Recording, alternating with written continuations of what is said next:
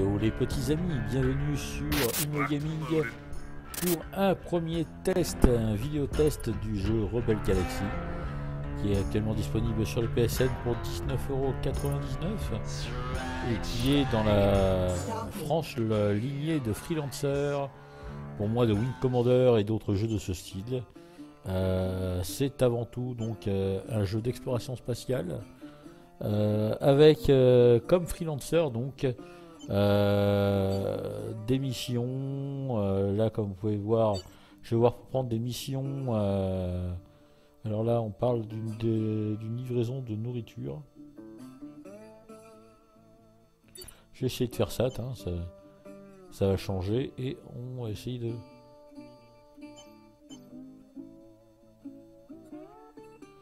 Et on va essayer de faire ça. Non, bon, je vais en faire qu'une. Pendant ce temps, donc, pendant cette mission-là, donc, je vous parlerai donc de ce jeu, de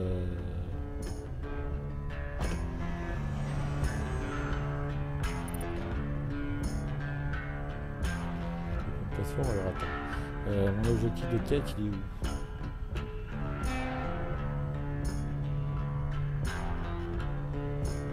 J'ai bien pris une quête là,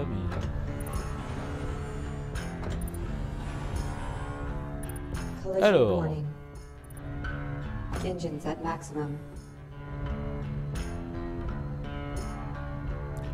On va essayer d'aller vers la mission donc qui est Double Jack Strike. Donc attends, voilà. On va aller livrer la viande. Donc, voilà. Ça tourne 500 mètres. Alors... Rebel Galaxy en quelques mots. Un freelancer-like, pour ceux qui ne connaissent pas, un jeu de vaisseau spatial donc où on pouvait être à peu près tout ce qu'on voulait, c'est-à-dire tu as une histoire, tu progresses, tu as différents types de vaisseaux. Plus tu avances dans le jeu, plus tes vaisseaux, ton vaisseau ou tes vaisseaux deviennent surpuissants, surarmés. Mais tu as donc une histoire que tu peux suivre qui fait office de fil rouge dans le jeu. Mais au travers de ce fil rouge, tu peux partir en digression totale. Tu peux ne même plus t'occuper du fil rouge, ne même plus t'occuper de l'histoire et vraiment choisir de vivre une vie de soit de contrebandier, soit de pirate.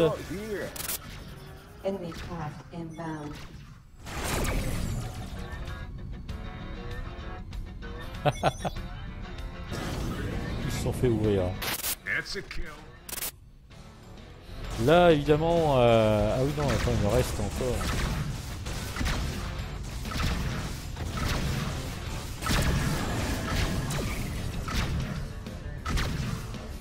Là je suis agressé par des pirates qui veulent pas que je livre ma viande.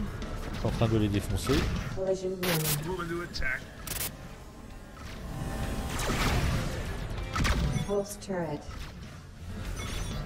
se faire la tourelle.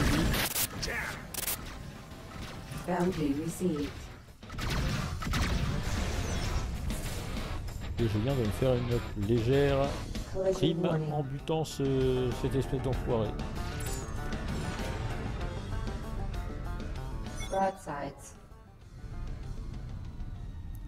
Et donc voilà, c'était quelques petits pirates un peu idiots qui ont voulu me tirer ma viande.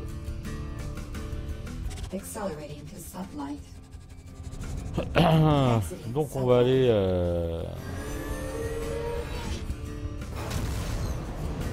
livrer la viande pour un petit paiement. Là vous voyez, ce n'est pas du tout donc l'histoire que je fais, mais vraiment des quêtes secondaires pour pouvoir un peu gagner de l'argent, améliorer mon vaisseau spatial. Car effectivement...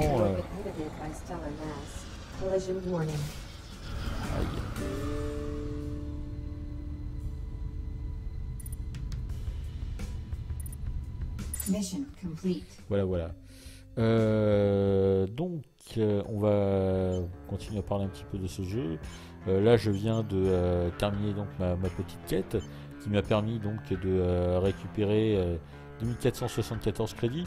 Je suis à 29 000 crédits, ce qui ne me permettra pas de m'offrir un autre vaisseau, mais je vais vous montrer en vitesse les autres vaisseaux. Donc ça c'est celui de base, le Hammerhead, que j'ai renommé moi en tant que Vespa de l'espace. Ben, c'est le vaisseau de base. Ensuite il y a le Mastodon, ouais, qui est apparemment très rapide et très manœuvrable, mais qui a déjà, vous voyez, le design est vraiment déjà plus massif et plus sympa. Ça on dirait carrément un fusil d'assaut. C'est le Licar, qui est apparemment une petite frégate super rapide. Le Scarab, qui est encore plus massif, mais qui est censé être plus légère que le vaisseau précédent, étonnamment. Mais par contre, elle embarque 7 tourelles, donc à mon avis, quand on est là-dedans, on n'a pas grand-chose à craindre de tout ce qui est chasseur. Le Barracuda, que je trouve vraiment magnifique. Vraiment un vaisseau super classe. Ça, c'est carrément une classe corvette.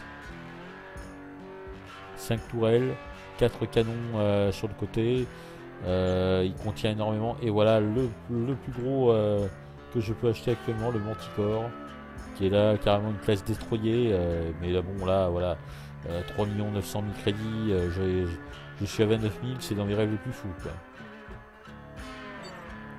Que vous dire, donc chacune des stations spatiales comme ça est divisée en plusieurs choses, dont un bar qu'on peut visiter.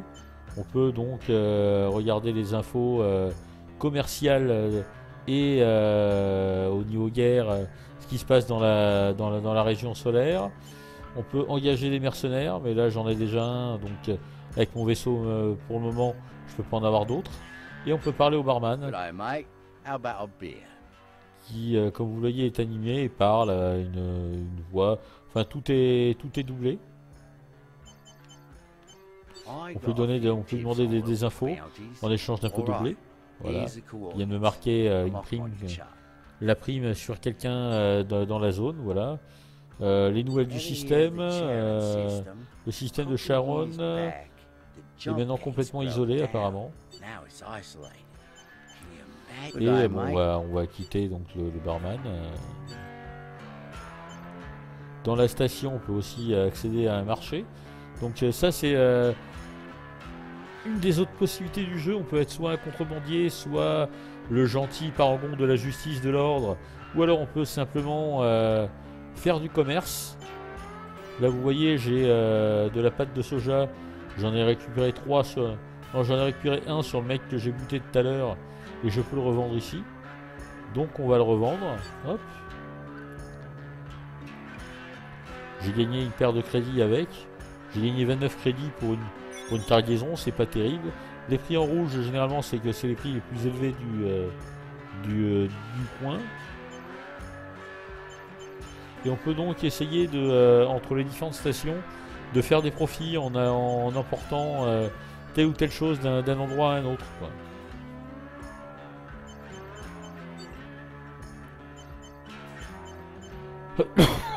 Je vais donc repartir de la station spatiale et donc je vais maintenant vous parler un peu du côté technique du jeu.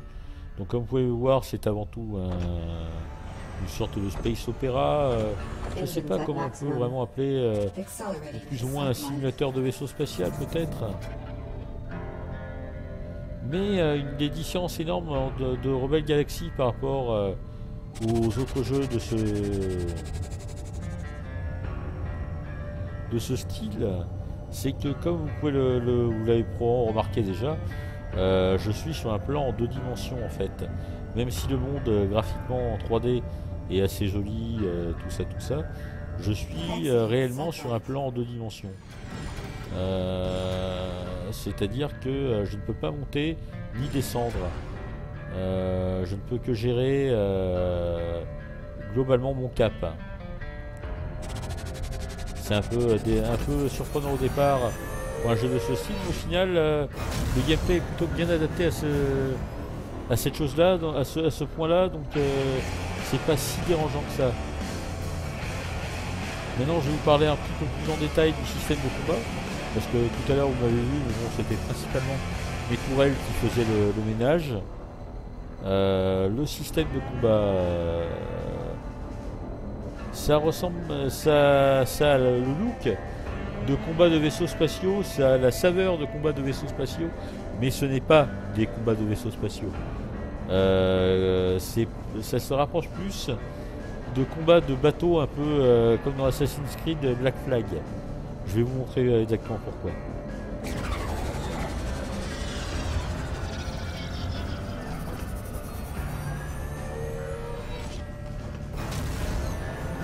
Là, on devrait bientôt arriver près d'ennemis.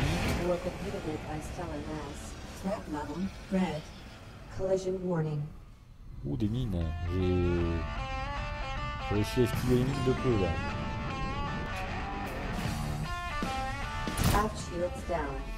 Aïe.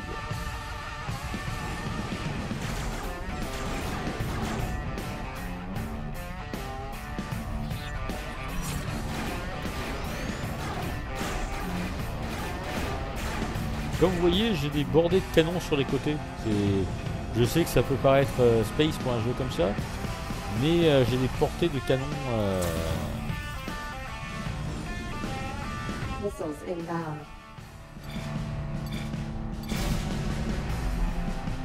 Attendez, j'ai quelque chose qui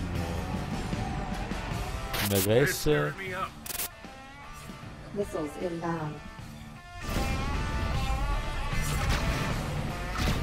Alors malheureusement dans ce jeu des fois on rencontre comme là des ennemis qui sont beaucoup plus costauds que ce qu'on peut détruire. Donc là j'ai été obligé de fuir parce qu'ils sont beaucoup plus costauds au final que ce que mon vaisseau est capable d'affronter.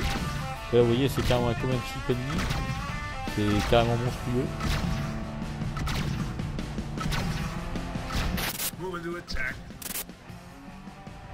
J'essaye de me barrer tant bien que mal. Alors sinon voilà, je vais vous montrer vraiment les combats, mais contre ça je peux pas. Donc on va essayer de se barrer en urgence. Faut que je m'en éloigne. Il n'y a pas d'autre solution.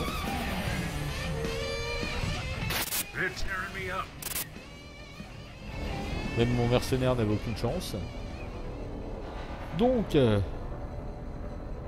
j'espère que là, je vais avoir droit à des combats un peu plus équitables. Donc, comme je disais, c'est plus des combats un peu façon Assassin's Creed Black Flag, avec des portées de canon. On peut aussi switcher sur des tourelles qui, elles, visent réellement en 3 dimensions.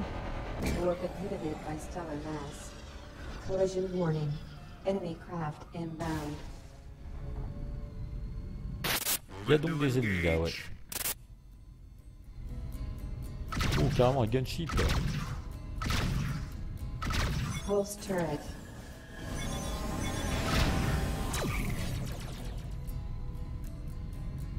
Là, je voyais, je suis passé en mode visée moi-même.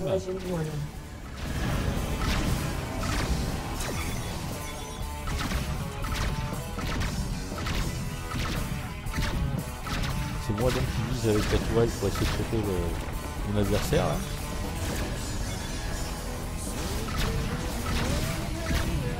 J'ai une tourelle assez longue portée, donc ça va, je devrais pouvoir arriver à leur faire des dégâts. Et j'en ai détruit, hein, voilà, c'est cool.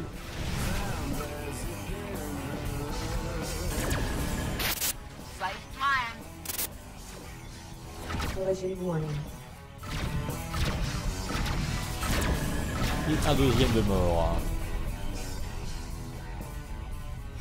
Oula, j'ai vraiment arrêté à 2 cm du...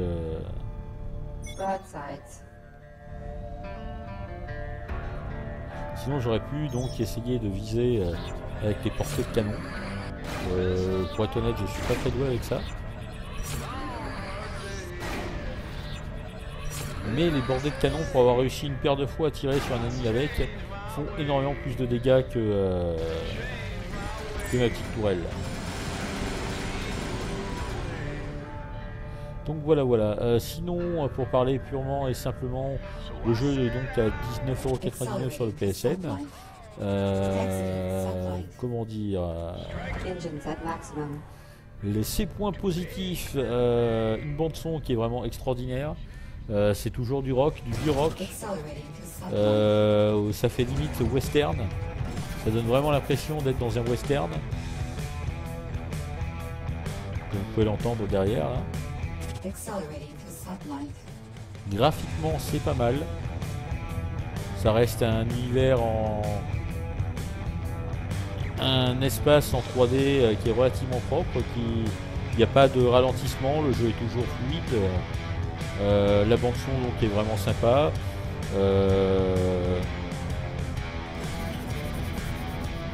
Pour le moment j'ai pas encore pu vraiment changer de vaisseau quoi que ce soit. J'ai pas mal avancé dans l'histoire principale. L'histoire principale est un peu tirée par les cheveux, mais vous permet de faire en quelque sorte office de tutoriel. Elle vous permet de découvrir un peu les stations, les possibilités du jeu et tout team. Les points noirs maintenant de ce jeu, parce que tout jeu a quelques points noirs quand même. Il n'y a pas que du positif. Comme vous pouvez le voir à l'écran, le jeu est entièrement en anglais, donc pour ceux d'entre nous qui ne sont pas des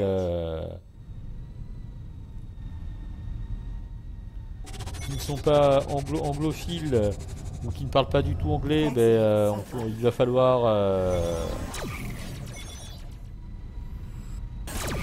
on peut malheureusement oublier parce que le jeu sera incompréhensible pour eux malheureusement. Accelerating to satellite. Full stop. Et même si ce jeu laisse donc une Emergency cooldown. même si ce jeu laisse comment dire, une totale liberté sur ce qu'on veut, sur ce qu'on a envie de faire, tout ça, il a tendance un peu quand même à vous laisser en plan dans le sens où on ne sait pas toujours ce qu'on est censé faire. Même s'il y a énormément de possibilités, on ne sait pas toujours ce qu'on peut faire. Donc c'est pas toujours. Des fois on tourne un petit peu en rond à essayer de trouver un but à notre errance, on va dire. Voilà. Sinon voilà, je ne boude quand même pas mon plaisir. Ça reste un très bon jeu de un jeu de très bonne qualité pour 19,99 €. Évidemment, beaucoup vont me dire que il y a bientôt Star Citizen qui va arriver. Il y a déjà des alphas, il y a déjà pas mal de choses pour Star Citizen. Malheureusement, Star Citizen, ça va être exclusivement, je pense, sur PC. Ou s'il sort sur PS4 ou sur Xbox One, ce sera avec beaucoup de retard. Actuellement, Star Citizen sur PC demande une configuration de malade mental à sortir, alors que ce petit jeu qui est Rebel Galaxy, pour 20 €, on peut s'amuser pendant pas mal de temps. Voilà. Pour peu qu'on accroche à l'univers un peu western, un peu western et un peu comment dire, un peu liberté, un peu espace, voilà. Un peu arcade quand même parce que les combats sont quand même pas très compliqués comme vous pouvez le voir. Du moment que votre vaisseau est suffisamment puissant, vous les défoncez. Voilà, tant qu'on... Voilà, bon, pour moi le jeu est très positif.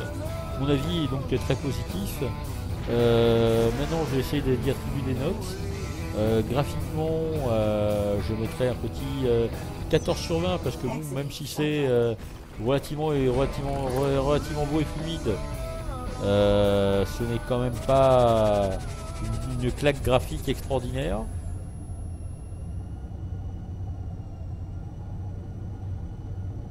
Au niveau sonore, je vais donc mettre un peu plus, je vais mettre un petit 16 parce que je trouve la bande son vraiment excellente.